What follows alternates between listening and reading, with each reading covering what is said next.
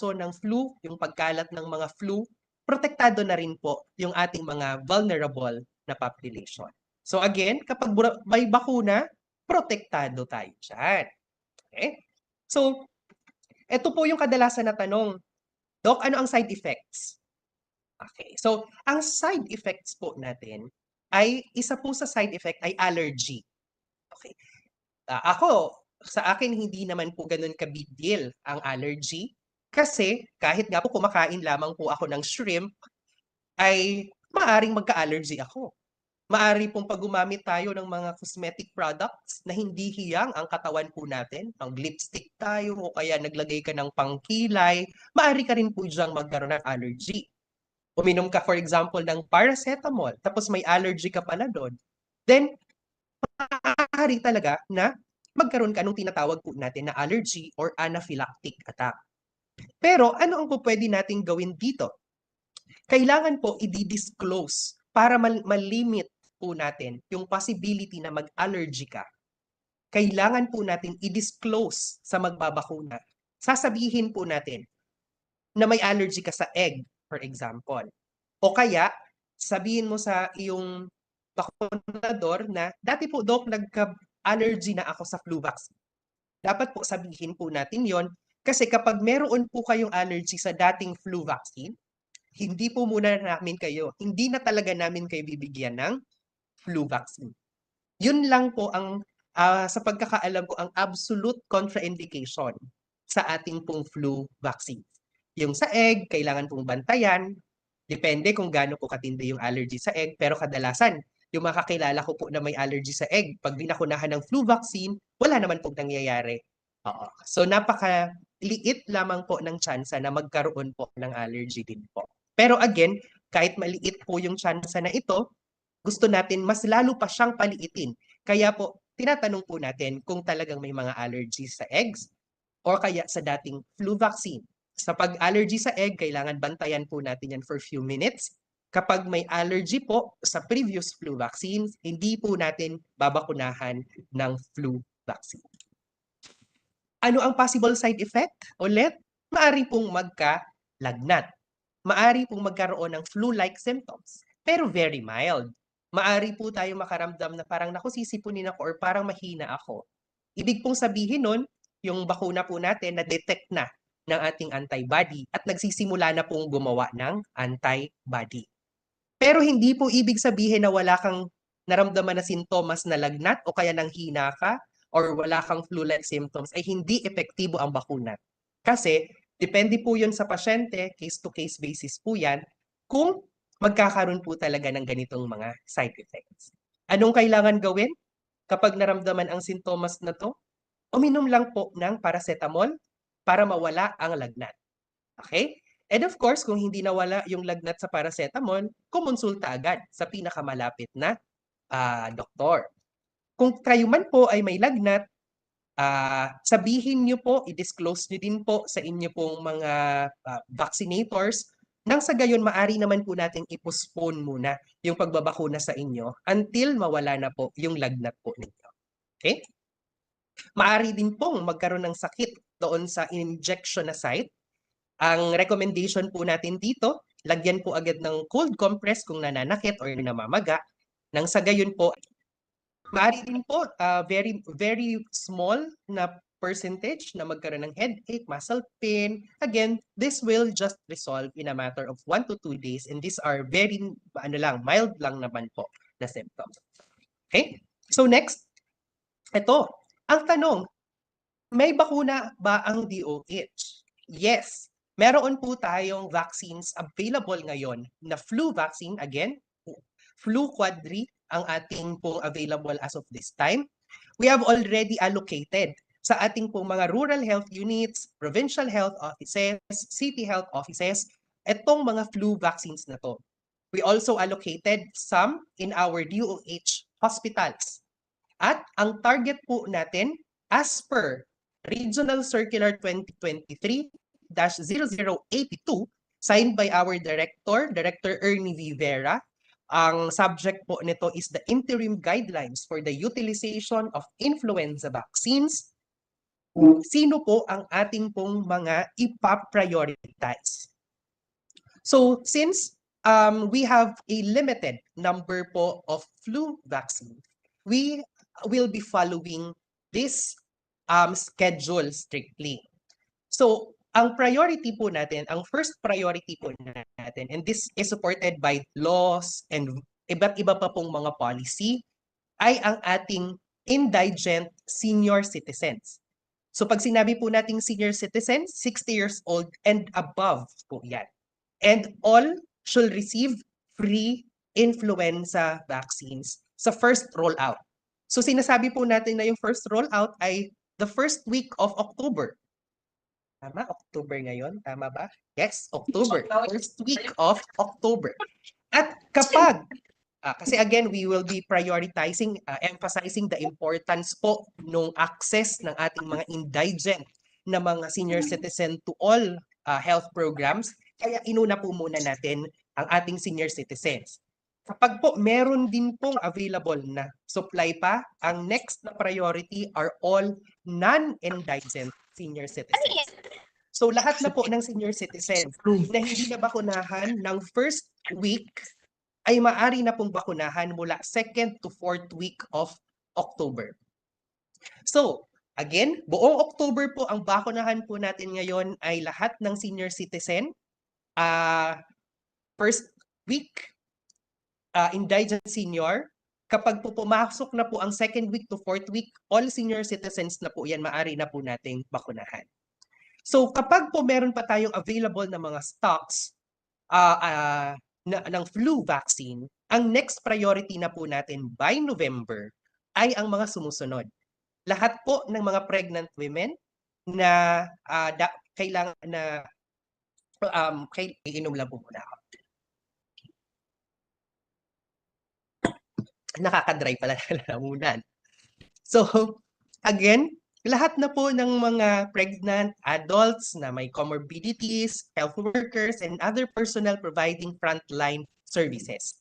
So, nag-invite din po tayo ngayon, no? Ay, kaya po tayo uunahin muna yung mga senior citizen ay syempre dahil sila yung high risk. Sila yung vulnerable na magkaroon po ng mas delikadong flu o trangkaso. Kaya we are prioritizing them. Again, these are supported with the senior citizen law, pati yung ating mga iba't ibang mga policies na talaga uunahin yung indigent. And again, kapag merong pang remaining po na sa days ng October, then we will follow yung ating mga senior citizens.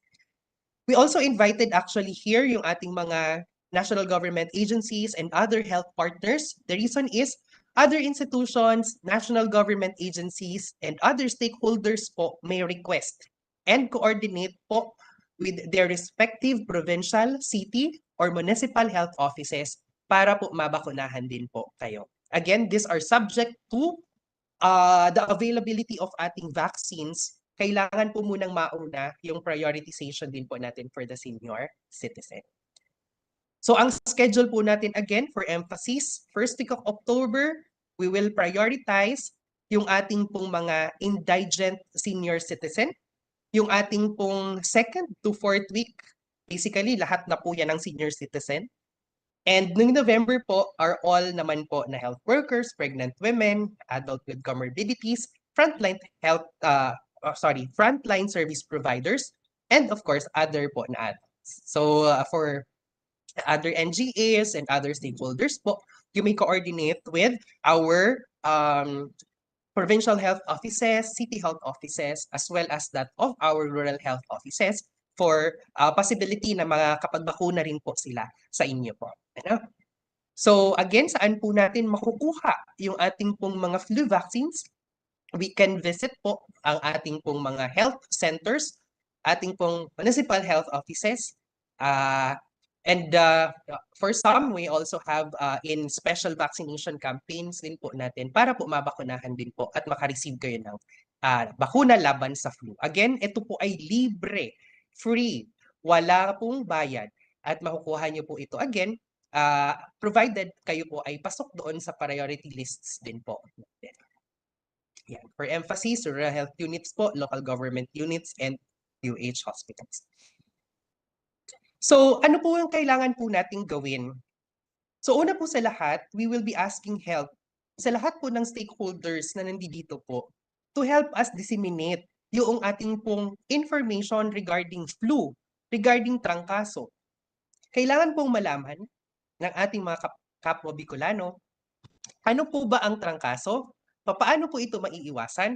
At papaano po o ano ang ginagawa ng bakuna para po matulungan tayo na hindi na magkaroon ng malalang sakit? So we have already posted yung ating pong mga information, materials sa DOH Bicol CHD Facebook page. So please help us po sa pag-disseminate po nito. Please help us in sharing. You can like, you can comment po. Actually, kung gusto niyo pong mag-post ng vaccination picture niyo po dyan, please do so. Para po mas madami po tayong encourage na mga tao at ma-break na po natin ulit yung hesitancy regarding sa pag-receive po natin ng mga vaccines. So we also posted video materials, messages po from our director, from those na mga nauna na pong bakunahan ng mga senior citizen and other personnel para po encourage na rin po tayo ng mas madami na nagpabakuna na po the soonest possible time. We also released yung ating pong mga press releases. We wrote letters po sa ating pong mga faith-based organizations nang sa gayon po ma-disseminate din po natin ito sa, for example, in services, in masses, in various po na mga activities din po ng ating mga faith-based organizations. So, kahit po hindi pa tayo senior citizen, again, marami po tayong makakilalang senior citizen. Maari po itong mga lola natin, mga tito-tita natin, etc. And dapat po, pagtulungan po natin yung pagpapakalat ng tamang impormasyon. We always say prevention is better than cure. Mahirap po kapag nagkasakit ang matatanda, I tell you. Kaya naman po, sana po ay pagtulungan po natin na kung hindi man makarinig ng ating pong senior citizen ngayon, ay at least po ma-inform po natin sila the soonest possible time.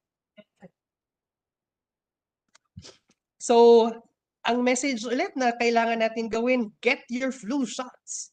Dok, saan? Kung hindi man po namin mabakunahan, dahil again, we only have a limited number of flu vaccine, maaari po tayong magpabakuna nito even sa private po natin na mga pediatrician, sa mga ating private doctors. Again, these are available sa ating pong mga clinics ng doktor. And yes, kailangan po din talaga natin i-avail yung mga vaccines na ito sa kanila. Okay? So, bakit kailangan nating i-ramp up? Nag-search ako ng news recently. So, sabi po dito, flu-like illness up by 52%. Kailan ito? September 17, 2023. So, nakita ko po yung news na to. Sorry, hindi ko makita yung reference ko. Philstar po ata ito. And pinasabi na tumataas na nga po ang kaso ng influenza-like illness. Pero ang kagandahan, hindi pa naman dito sa Bicol region.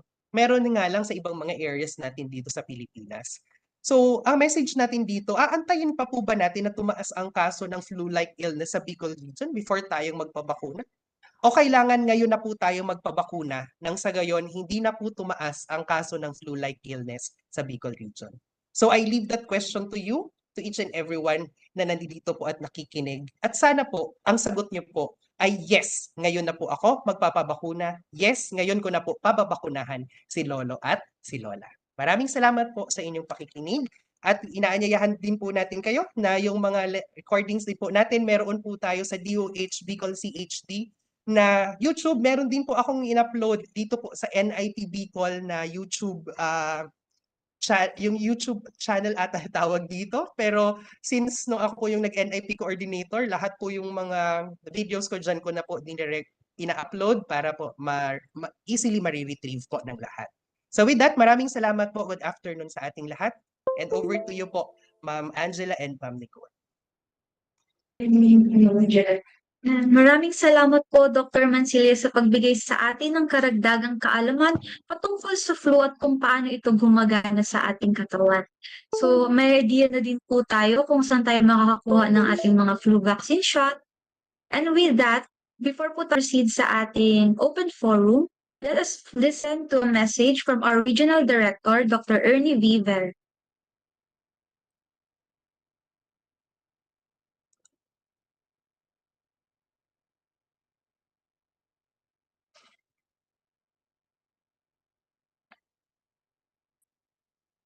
Greetings of health and wellness to all present here on our meeting on the intensified flu vaccination campaign of the Department of Health, Bicol Centers for Health Development.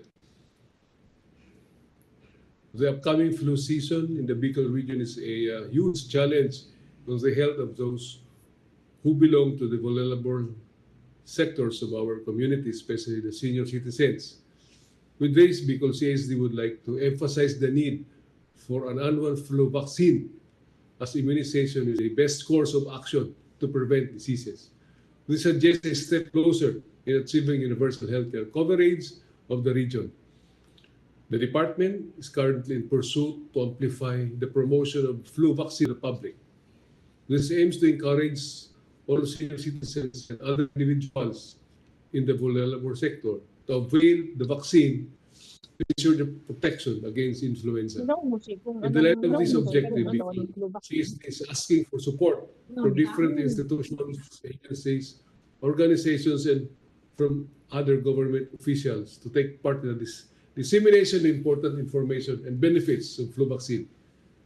Your presence here today is a sign of interest and commitment to be in collaborative effort with Bicol CSD in this endeavor and be an example for our community on achieving a healthy region for a healthy Filipinas. Diyos mabalos sa Indocabos.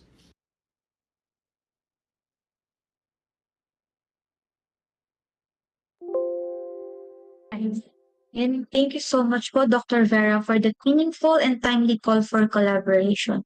Again, reminder po sa ating participants to please fill out po the attendance form in the chat box. Meron din po tayo dyan CSS form para po sa ating resource speaker na makikita po sa chat box. And with that po, mag-start na po tayo ng ating open forum. So, pwede po kayong mag-send ng questions dito sa ating chat box or pwede po tayong mag-speak up po. So, meron po tayong question dito.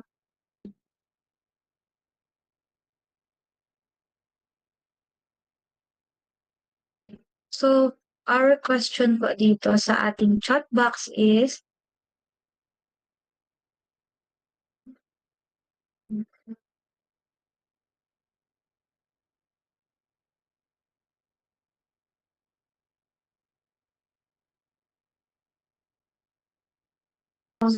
ulit natin si Doc Monray para sagutin po ang ating question.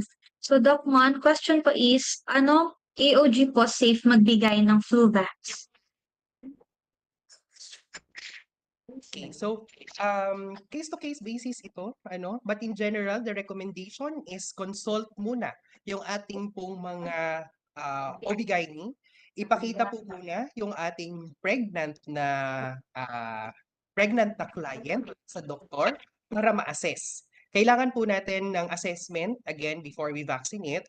At pag cleared ng ating mga OB and at the same time, yung ating pong mga doctors, yung ating mga pregnant women, then pwede nating bakunahan. Okay, so again, refer them first doon sa ating mga doctors, OB-GYN, para po mapag-usapan yung patungkol po dito sa ating pong flu vaccine. And get there, of course, recommendation or approval. Thank you. Thank you so much po, Doc Monray. We have another question pa dito from Ma'am Teresita po. Doc, pwede po pagsabayin ibigay ang pneumovac or flu vac? Yes, kung isang sitting po, kung isang upuan, ibig sabihin, isang bisita, ngayong araw bumisita ka po sa akin, tapos ako yung nandun naka-duty magbabakuna. Pwede po kitang bakunahan ng 1, 2, 3, 4, 5, kung kailan man pong gusto mong bakuna, basta isang sitting, pwede po yan. So in short, pwede ko pong bakunahan pagsabayin ang pneumo at ang flu vaccine. Sa mga bata po actually, like yung mga bata, 'di ba nagpapabakuna po yung mga bata. Ang gusto po natin ay pag dinala yung mga bata sa health center, sa pediatrician, lahat ng bakuna na pwede niyang makuha sa araw na yun, pwede na natin actually ibigay. Kaya nagbabakuna tayo sa left, nagbabakuna tayo sa right, tapos sa left ulit, pwede ulit sa right. So ang message again, multiple vaccines can be given safe sa isang visit lang. Okay? Kapag for example ngayon nagpabakuna ka, tapos yung next dose mo, yun yung aantayin natin yung several weeks muna before po ulit tayong magpabakuna. Okay? So, get your flu vaccine, get your pneumo vaccine, lalo na po sa mga senior citizen. But again, kailangan po may spacing kapag pneumo vaccine, that's 5 years. So, kailangan tanda po ninyo kung kailan kayo nababakunahan, ha? So, yung flu vaccine is yearly, pero si pneumo vaccine, 5 years. Kung kayo po ay hindi pa ganun, 5 years from the initial po ninyo na nakuha siya. Thank you. So, nag-raise po ng hand si Ma'am Christine. Reminder po, pwede pong mag-raising participants po ng hand if may questions po sila. Go ahead po, Ma'am Christine.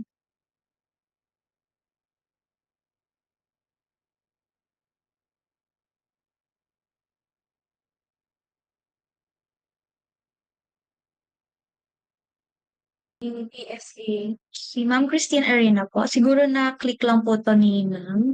So, if may questions po kayo, Ma'am, palagay na lang po natin sa chat box.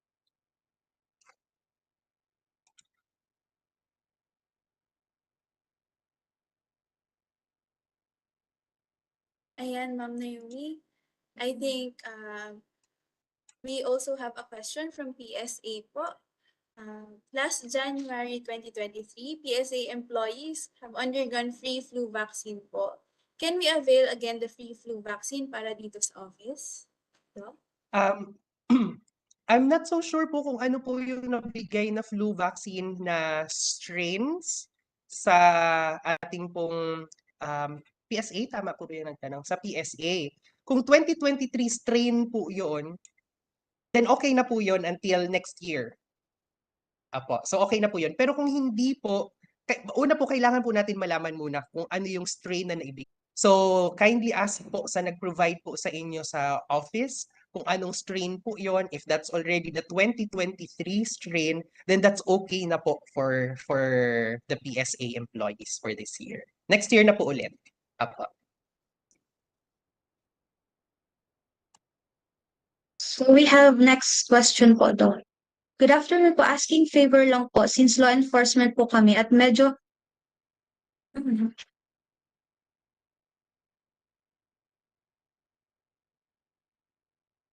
Sorry po, asking favor lang po since law enforcement po kami at medyo busy lalo na po ngayon malapit na election.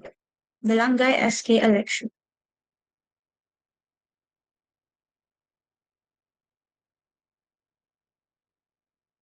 Kung pwede daw po silang masingit po, kung senior citizen. Ma'am, sorry, can you please repeat the question? Ma'am, good afternoon po. Asking favor lang po, since law enforcement po kami at medyo busy, lalo na po ngayong malapit na ang barangay SK EC. Ano kayang kadugsong nito? EC. Election, baka po pwedeng masingit kami with senior citizen. Again, we will be following po yung ating pong mga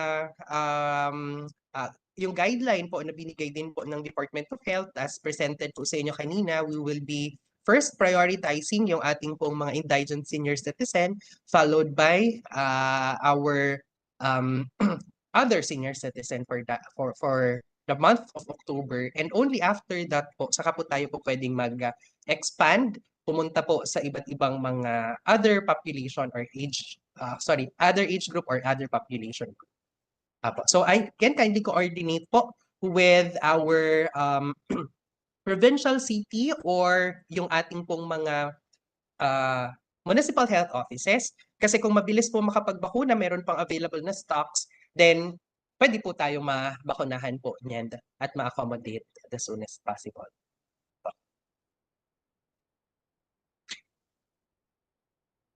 Okay po. Next question po from Ma'am Tinkerbell Laferte. Pag may cough and colds po ba sa araw ng bakuna, pwede pong mabakunahan?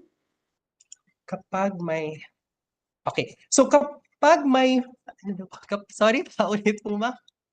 Cough and colds. Kapag may cough Yes. and colds sa araw ng bakuna, pwede po bang bakunahan? Actually, kung mild lang naman po pwede. In general po pwede magbakuna kung mild lang ang illness. Pero yung iba, mas comfortable po yung mga health worker na pasubside din muna yung ating pong mga symptoms, lalo na po kapag may lagnat. Kapag may lagnat, usog talaga yan hanggang wala ng lagnat, kumbaga recovered na, that's the time babakunahan. Para sigurado din po tayo na safe. The reason is minsan, nasisisi din yung bakuna. For example, hindi dinisclose na maglalagnat or masama yung pakiramdam, binakunahan, naglagnat, nasisi yung bakuna. Kaya minsan, inilalagyan din po talaga natin ng space na better kung walang symptoms para hindi na-attribute sa vaccine yung mga symptoms na magde-develop or nag-develop. Parang ganun po siya. Pero on a stricter sense, pwede po tayong magbakuna sa mga with cough and colds so long as very mild lang yung mga symptoms po na ito. Over po. Thank you po, Doc. Next question po. From Ma'am Maria Cristina Ruby Vivar, what is the minimum age of comorbid? Can we give the vaccine to ano daw po, Doc, yung minimum age ng may comorbidity na pwedeng bigyan ng bakuna? So, yung mga with comorbidities sa adult na po na population yun. So, usually adult population na po yan. Yung mga comorbidities naman natin, kadalasan yan asthma, diabetes, congestive heart failure. Lalo na si congestive heart failure, kadalasan ang nagde-develop naman po niyan are adults na talaga. So, sila naman din po yung ating pong mga vulnerable din pag nagkataon. So, yeah, pwede po. So, as long as may comorbidities, mga adults na po yan, pwede po siyang makonsider na mabigyan na po. Over Thank po. you so much po, Doc. So, meron po tayo ditong comment po from Ma'am Nancy Mendiavilla of Radyo Pilipinas. Dr. Monray, please give us a complete picture of our target Bicolanos who will be vaccinated with the period. Second cases of flu in Bicol. Total and breakdown per province. Thanks po. Okay, so meron po tayong available data ngayon. Hold on, I'll just get the data. Baka po magkamali ako ng sasabihin. So, ang FHSIS data po natin na 60 years old and above, these are the senior citizens and above. So, nakikita natin dito na medyo madami-dami. We have actually, as per our record, nasa 9 million. Tama po ba kayong source natin? Yes, we have 9 million as per our record. And nga lang, again, ang usapin po natin dito ay kung ilan yung nakalista as indigent. So yung nakalista ng indigent po, ito po yung kinukuha po doon sa iba't ibang mga PHOs, RHOs, kung ilan po yung mga nakalista. And then yun po yung tina-target po actually ng mga LGUs. And kapag matapos po yun, then we will be proceeding doon sa other na senior citizen age group po. So ma'am, we will be providing na lang po with the data sa inyo po para po mas accurate po yung makuha natin na number. Ano po? So for our number of cases, let me just kailang mahanap po yung aking data sheet for the number of cases. Hold on. Okay, so for the flu cases po in the Bicol region, ang cumulative cases po natin sa influenza-like illnesses from January 1 to September 16, ang available data natin po is 133. Cumulative number of cases January 1 to September 16, 2023 is 133. So, ito na po ang latest number po natin ng mga nagkatrangkaso sa buong Bicol region ngayong taon. So wala ata akong available po ma'am na per province as of this time, but we can ask yung copy po sa aming RESU, Regional Epidemiology, and upon clearance po, then we can give it po sa inyo. Thank you po. Next question po from Ma'am Wilma Beralde. 4 weeks interval po ba, Doc? If previously naka-receive ng ibang vaccine? Thank you po.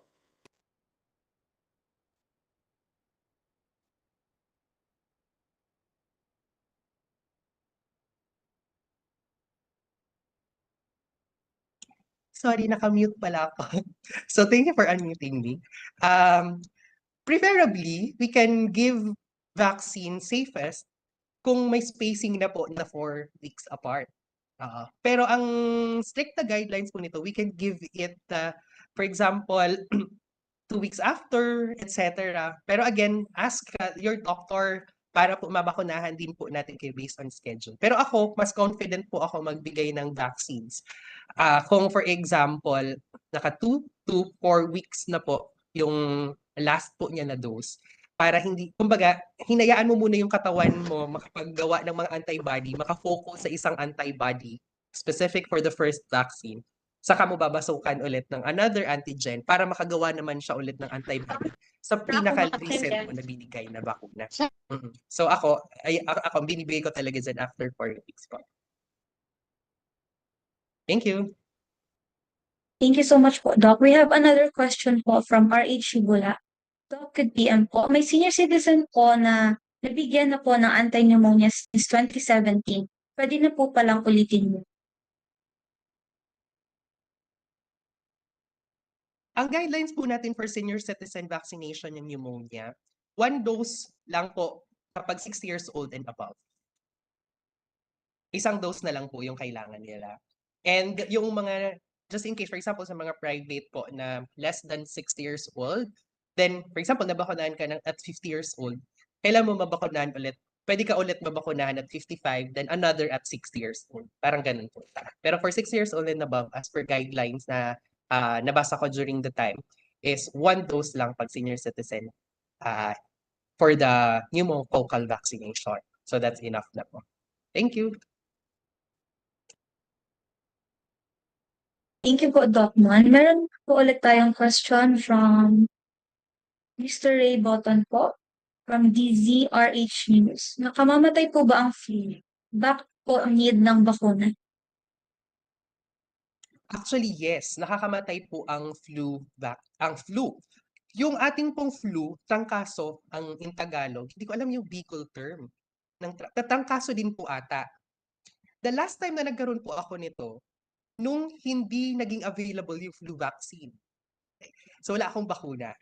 So nung nagka-trangkaso po ako, yung feeling ko po noon, para na talaga akong mamawala ng hininga. Kasi masakit po yung dibdib, mabigat po yung dibdib. Tapos, pag humihinga ka po, parang very limited yung na-inhale mo na hangin. Ganun po yung feeling niya. Personally, I experienced that one.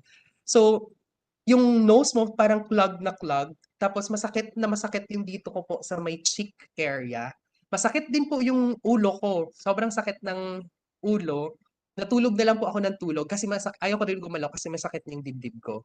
So, bata pa ako, bata-bata pa ako eh. So, mukhang malakas pa at kinaya pa siya. Pero ini-imagine ko right now, kung nangyari talaga siya sa mga senior citizen, meron po siyang comorbidities like asthma, anong mangyayari? Hirap sa paghinga plus another hirap sa paghinga. Kasi si asthma is hirap na yun sa paghinga eh.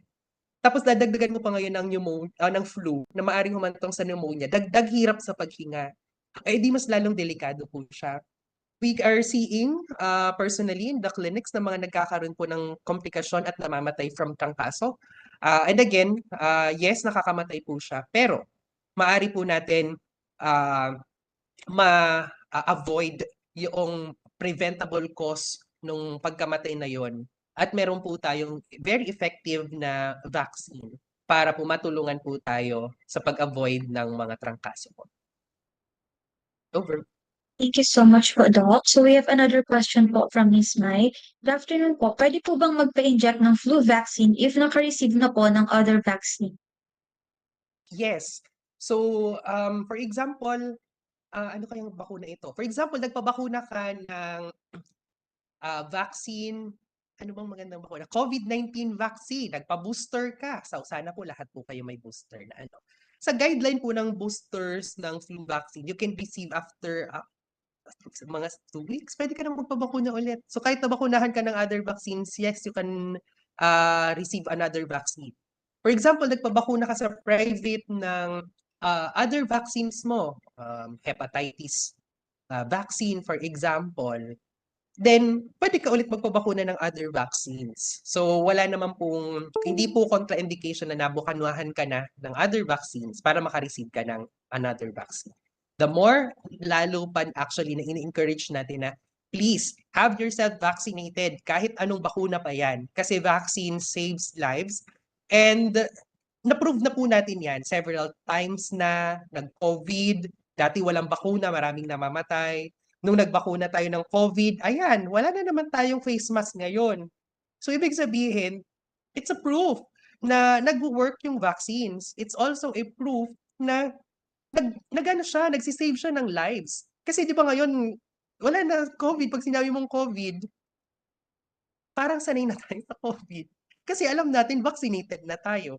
Okay, so again, proof siya na vaccines works, vaccines are effective, and vaccines are safe. Hospital kaya ZMI. Over po. Thank you so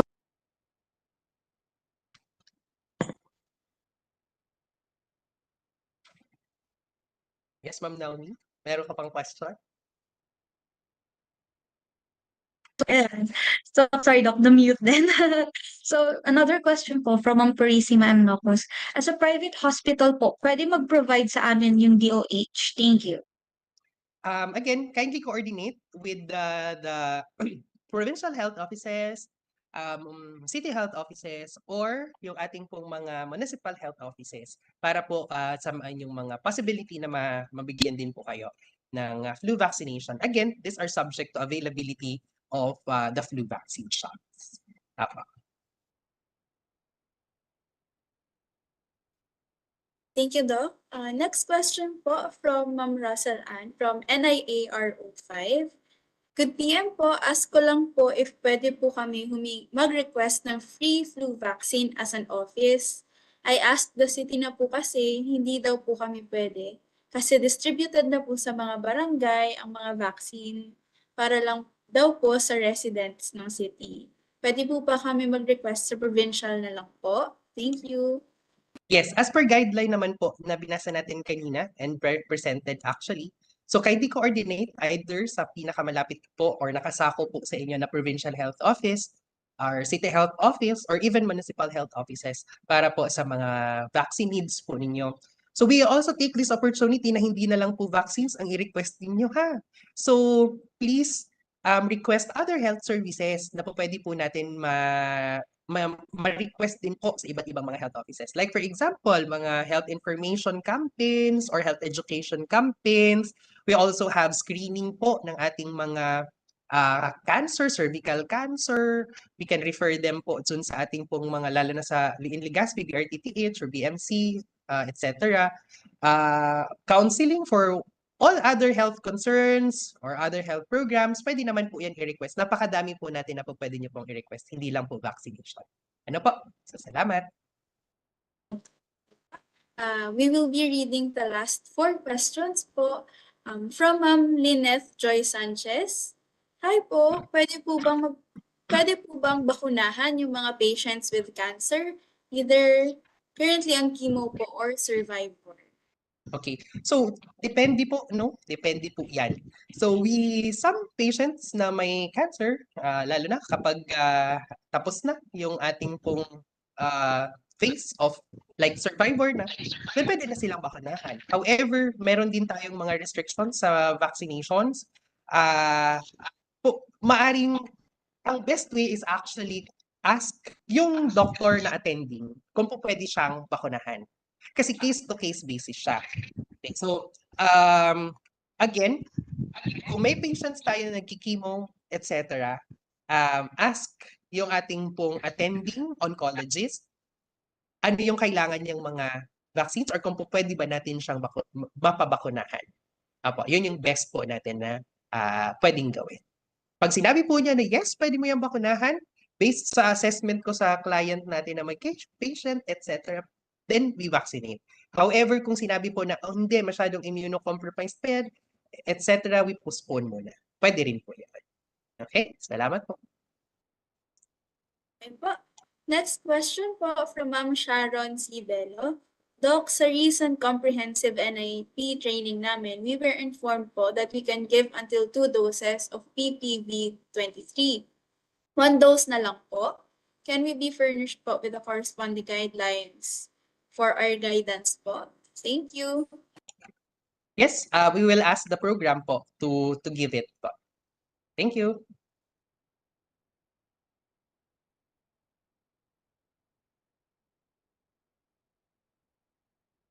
Next question po, from Ma'am Alodia Gavina.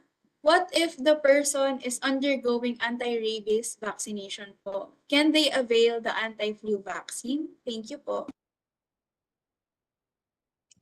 Yes, pwede pong ma-avail po yun. Di naman again contraindication na pwede ko nga actually pagsabayin silang dalawa ibigay. Okay, so yes, pwede po siyang maka-receive ng vaccine.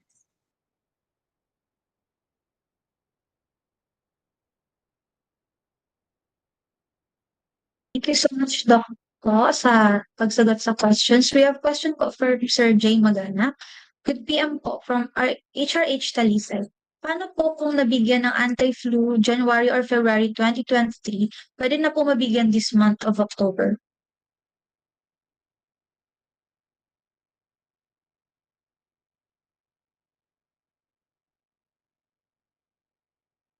Doc, naka-mute ka po, Doc. Sorry. So, parang same din po ata ito na question kanina, tama ba ako? Nabigyan ng January ng flu vaccine, tapos asking kung pwede na siya ulit ngayon. Tama? Yes po. Tama po ba yung puwan ng sagot ng tanong? Sorry, di ko siya mabasa kasi sa chat box. Ma'am, Yes po, ang Doc. question is Yes po. nabigyan po yung vaccine ng January or February 2023. So, question ko din po, ano kaya yung strain na binigay nung January or February? Kasi sa time na to, pwedeng meron na kasi nung 2023 na strain. So, lalo na yung mga private, nung time, usually meron na sila ng first quarter na nakukuha na flu vaccine. Kung 2023 na po yun, na strain, then okay na po siya for the rest of the 2023. Pero kung hindi pa po, then pwede pa rin po siyang mabakunahan for the 2023 na strain. Over. Thank you so much po, Doc. So, at yan na po ata yung ating questions po. If ever man po na may hindi kami na-address, pwede po tayong mag-message sa ating Facebook page po para masagot po namin yung inyong mga katanungan. So, before po tayo mag-end ng ating meeting, meron po kami prepare dito na pledge of commitment sa ating mga participants na hoping po kami na kayo po ay maging partner namin sa pag-promote po ng ating mga activities. So, andito po kung makikita po natin sa link, pwede po natin siyang i-click. Tapos, andyan po yung, pwede po natin i-input yung name natin, kasama po yung ating organization or agencies po. So, ayun. Pwede po natin siya i-check.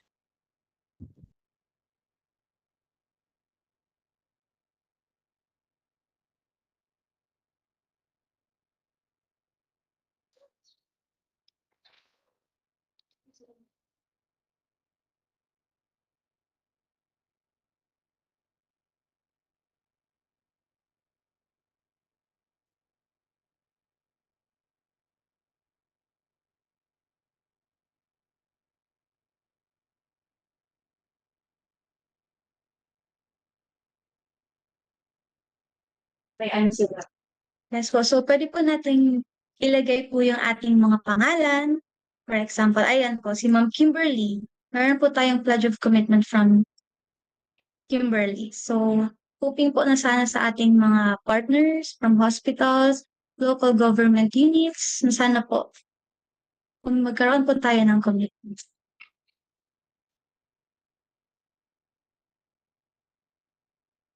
Ano to?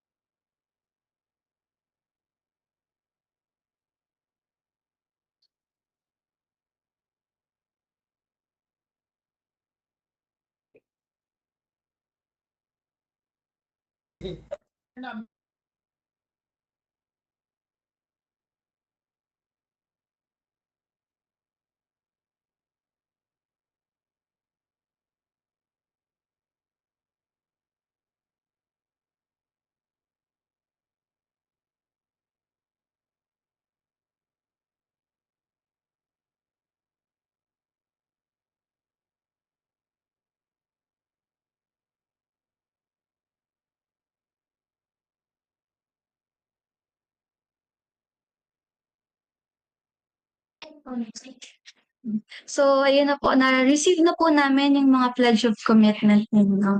So, magkaroon lang po tayo ng konting technical difficulties, pero rest assured po na naka-record na po lahat ng mga nandoon ng pangalan natin. So, with that po, let us all welcome Dr. Rosa Maria Birimpilio for the closing remarks.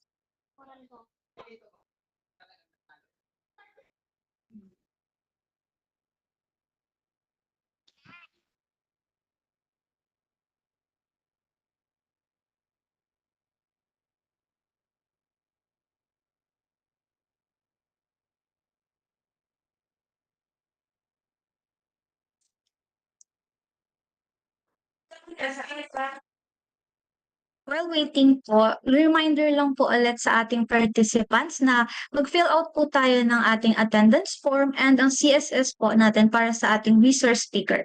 Nakikita po yan sa ating chat box. Thank you po.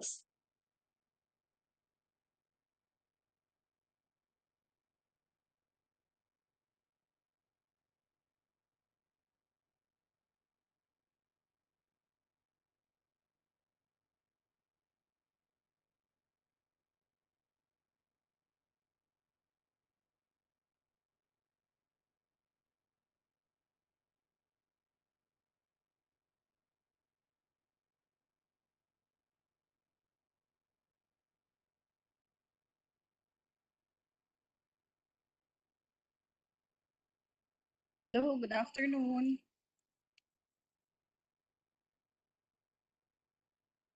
Magandang umaga po sa lahat. Good Sa afternoon po, ngalan po ng Doktora. ating Regional Director Ernie V. Vera at ng Kagawaran ng Kalusugan Bicol Center for Health Development, maraming salamat po sa inyong pag-attend sa ating town hall meeting on flu vaccine. This is one way po. Hello. Yan, wala daw akong camera kanina.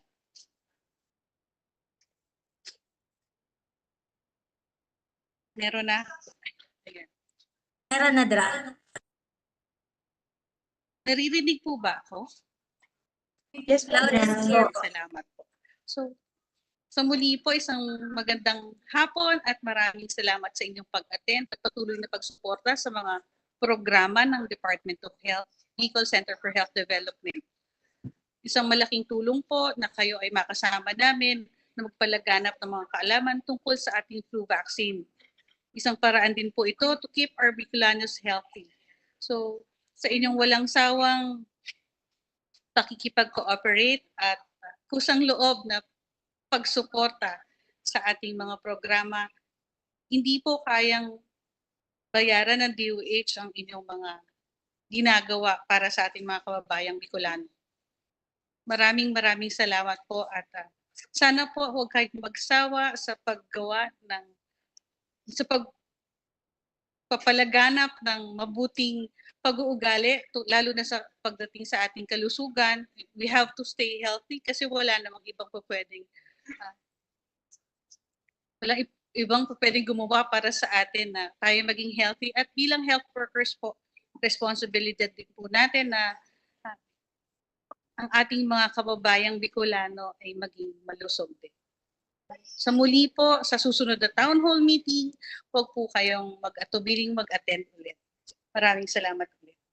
Over to you, ma'am. Salamat. Thank you so much po, Dr. Rosa Maria Birimpilio. LH is the Chief of the Department of Health, Bicol CH. So at this juncture po, may we request everyone to turn their cameras on for the photo documentation. Ayan. CSS. Okay, just a reminder po, habang nag-take po tayo ng picture, don't forget po na sagutan po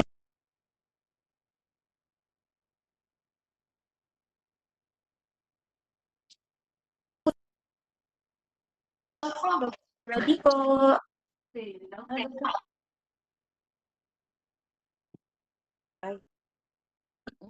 Picture.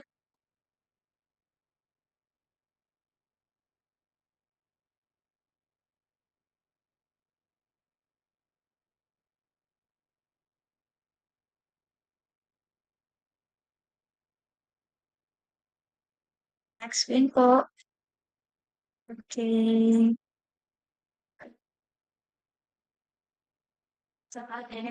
Next screen po tayo. Okay. Okay, on po ng ating mga cameras. Sa lahat ng nag-participate mula sa Department of Health, Bicol Center for Health Development, na lahat ng Bicolano ay malusog. Maraming salamat po. Anto, may message. Anto, check with everyone.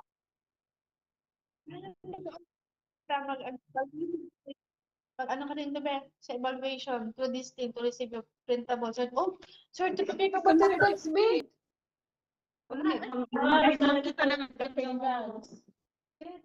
May, maski, malog.